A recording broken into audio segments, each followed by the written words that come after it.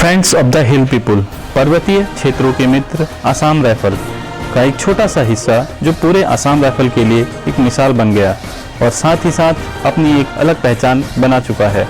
Assam rifle dog training centre 1996 Jorhat Assam में raise हुए इस श्वान प्रशिक्षण केंद्र ने अपने इस सफर में कई उतार चढ़ाव देखे, परंतु अपनी कभी न हार मानने वाली प्रवृत्ति को चलते ये आगे ही बढ़ते चला गया।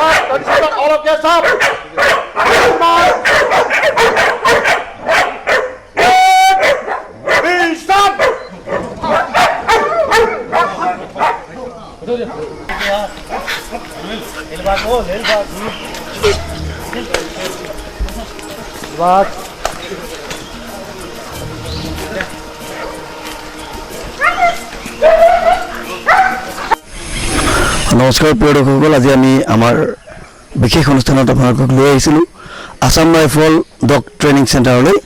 আচলতে এই উত্তৰ পূৰ্বাঞ্চলৰ এটাই একমাত্ৰ ডগ ট্ৰেইনিং চেণ্টাৰ, য'ত আজি আমি আহি উপস্থিত 4:30 বাজিছে। 4:30 বজাৰ পৰা ইয়াত যিসমূহ ট্ৰেইনিং ডগ আছে সেইসমূহ ইয়াত এক্টিভিটিছবোৰ আৰম্ভ হয় আৰু আমি সেই আজি ইয়াত আহি উপস্থিত হৈছোঁ আৰু ইয়াৰ জোৱানসকল তেখেতসকলৰ লগত আমি কিছু কথা বতৰা পাতিম।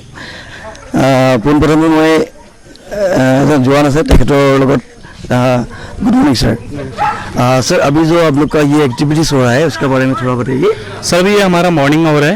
मॉर्निंग आवर्स पे हमारे जितने भी डॉग्स हैं ये ट्रेनिंग के लिए जाते हैं। तो जस्ट अभी मतलब कैनल आउट होके पीटी का रिपोर्टिंग हुआ है। रिपोर्टिंग होने के बाद ये सारे अब मतलब 5 किलो जो डेली रूटीन वर्क है, जो रनिंग होता है, फिजिकल एक्सरसाइज, ये सारे अभी करेंगे। जस्ट आप देखोगे इसको।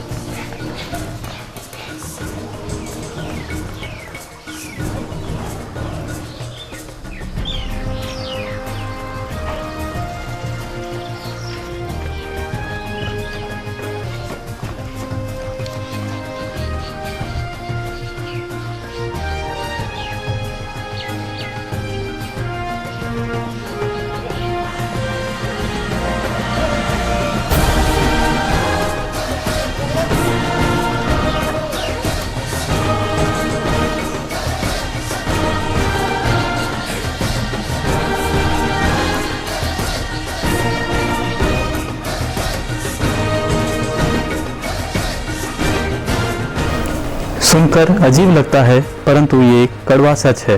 आज जिस जगह हम खड़े हैं, कभी ये इलाका शमशान घाट हुआ करता था और लोग यहाँ आने से डरते थे। पर 1996 में असम राइफल डीजी हेडक्वार्टर के एक फैसले ने इस जगह की सूरत ही बदल कर रख दी। तत्कालीन DG lieutenant general TPS Rawat PVSM VSM द्वारा 24 नवंबर 1997 को इस संस्था की नींव रखी गई और उस समय इस सेंटर की कमांड आर्मर कॉर्प के मेजर AK चौहान के नेतृत्व में केवल 4 डॉग के साथ शुरू हुई, परंतु इसमें भी कई परेशानी आने लगी।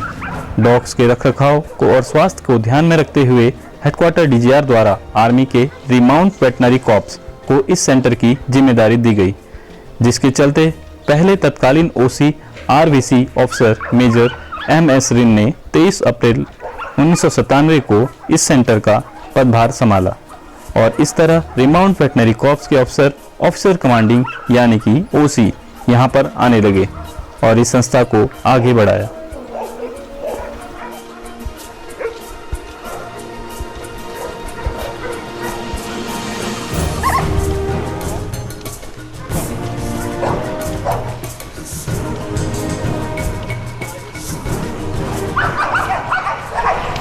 হয় প্ৰিয়দৰ্শকসকল ইতিমধ্যে ডগিজবিলাকক ৱাৰ্ম আপ কাৰণে লৈ গৈছিলে।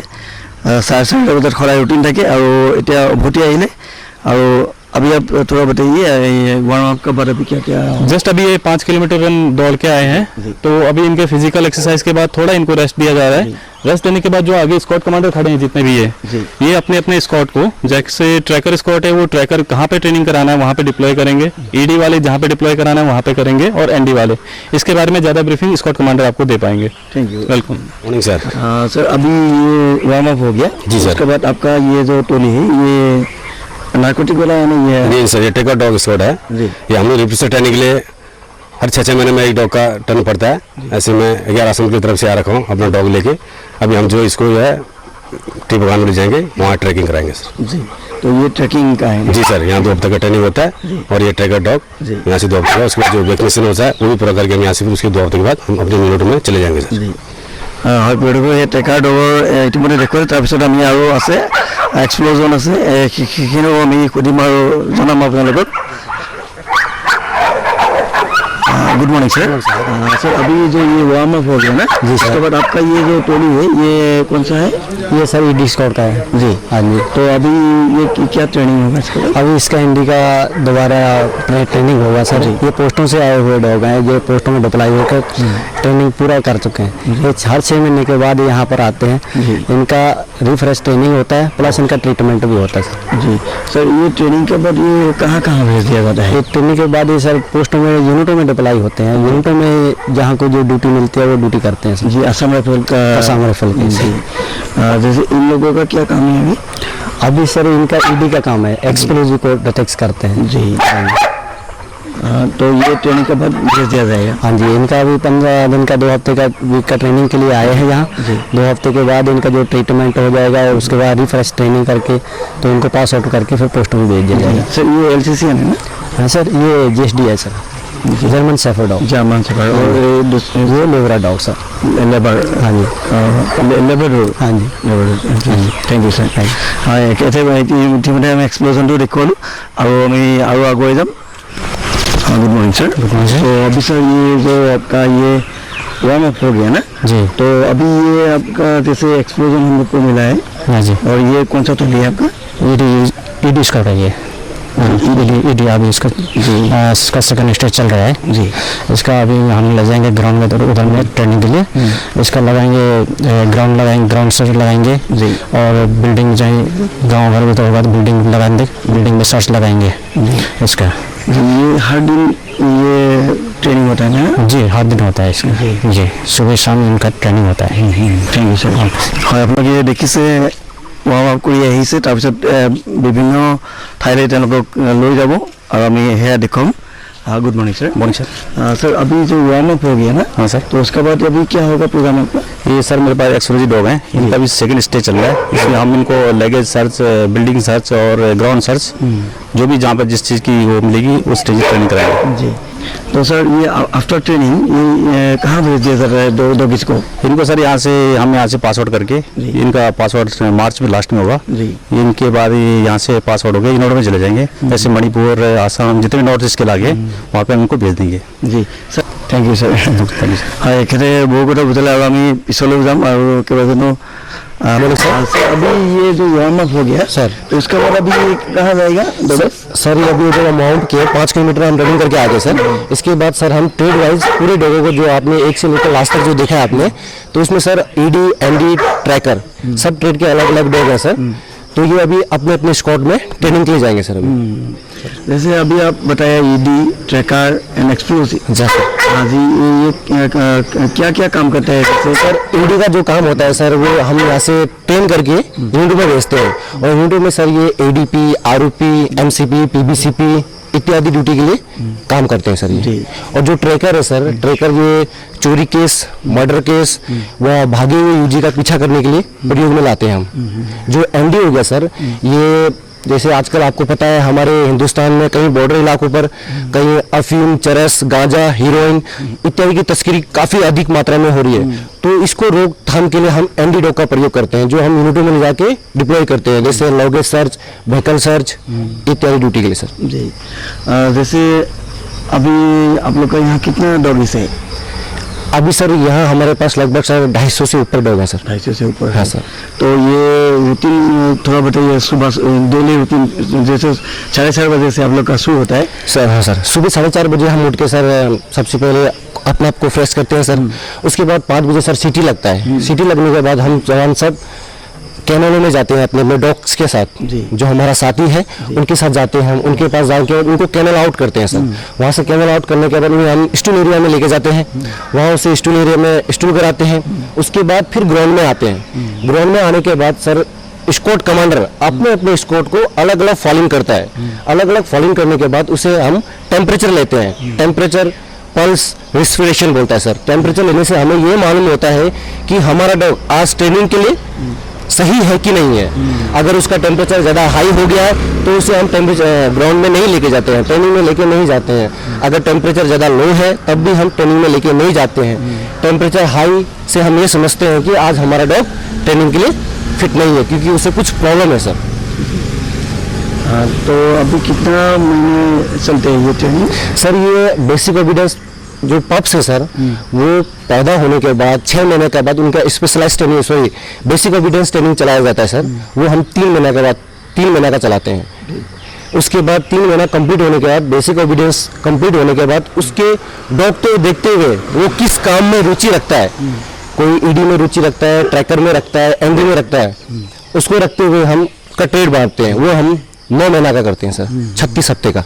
जी तो 36 हफ्ते के बाद ये पूरा तैयार हो जाता है? 36 हफ्ते के बाद ये पूरा तैयार होने के बाद सर इसको हम हेडक्वार्टर डीजीआर के हुक्म के अनुसार यूनिटों में डिप्लॉय करते हैं। जैसे अभी नॉर्थ ईस्ट में सिर्फ आप डॉग ट्रेनिंग सेंटर यही है आप लोग का? सर हमारा Assam rifle dog training centre एक ही है सर। एक ही है? हाँ, इंडिया में और कौन कौन जगह में है? सर मेरठ में है, जबलपुर में है जी, और बीएसएफ का, सीआरपीएफ का, आईटीबीपी का, इनका भी अपने अपने जगह में है सर। जी जी। वैसे अभी असम पुलिस का ये ट्रैकर डॉग या एक्सप्लोजन डॉग जरूरत होता है तो आप लोग भेजते हैं ना? सर अगर आसाम पुलिस को हमारी डॉगों की जरूरत पड़ती है तो बड़े अधिकारी द्वारा बात करके लेटर देके ये लोग हम ड्यूटी के लिए भेजते हैं सर। 2 घंटा 5 घंटा इसके अनुसार काम करते हैं सर। जी अभी जैसे आप यहाँ आ रहा है, आप ड्यूटी कर रहे हैं तो आपका घर तो अलग जगह होगा ना असम से? सर मेरा घर उत्तराखंड में है। जी तो आपको परिवार से अलग से हट के आना पड़ता है तो मन में कोई दुख है क्या आपका? सर दुख तो सर अपने परिवार से हट के आने में दुख तो हर इंसान को लगता है, लेकिन सर जो हमारे यहाँ साथी हैं इनके साथ रह के, इनके साथ उठ के बैठ के तो दिल सर अच्छा लगता है, दिल को थोड़ा शांत मिलता है। जी जैसे अगर त्योहार होने से घर में घर का याद आता है ना? सर पक्का आता है सर, त्योहार होने से अपने घरों में जाने का मन हर इंसान को करता है। ऐसी बात नहीं सर, हर इंसान हर जवान को तो त्योहार मनाने का मौका नहीं मिलता है कि कोई जवान ने इस 2018 में मनाया तो कोई जवान 2019 में मना लेता है। ऐसे मिला के हर आदमी को त्योहार मनाने का मौका मिलता है सर। गत वर्षों में आसाम राइफल के सैनिकों ने अपने कड़े परिश्रम का परिचय देते हुए इस संस्था को एक नया रूप दिया। 1997 में इस संस्था को headquarter 25 sector Assam rifle Arunachal range के अंदर शुरू किया गया तथा कुछ जवान RVC centre and college Meerut cantt training के लिए भेजे गए। वहां से सीख कर आने के बाद अपने ही संस्था में डॉग्स को ट्रेन करके तैयार किया जाने लगा।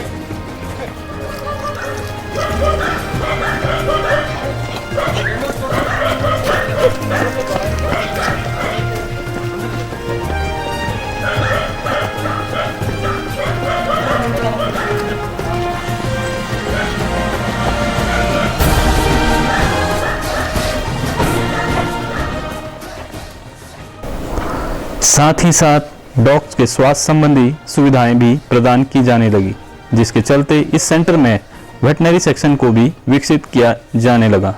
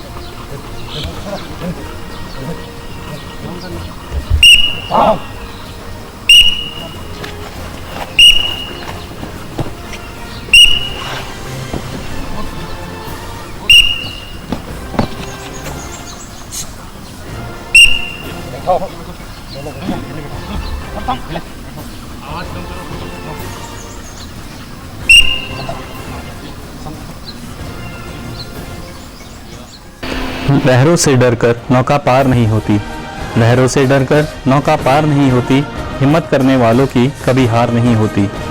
असफलता एक चुनौती है, स्वीकार करो। असफलता एक चुनौती है, स्वीकार करो। क्या कमी रह गई देखो और सुधार करो।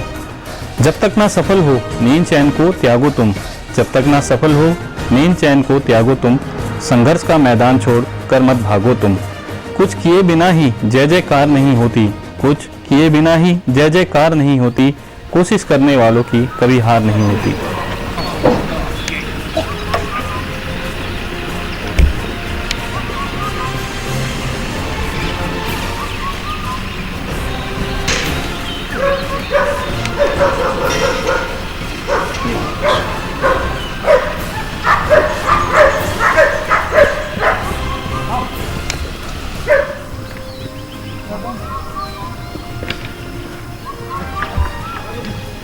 बहुत फंस गए।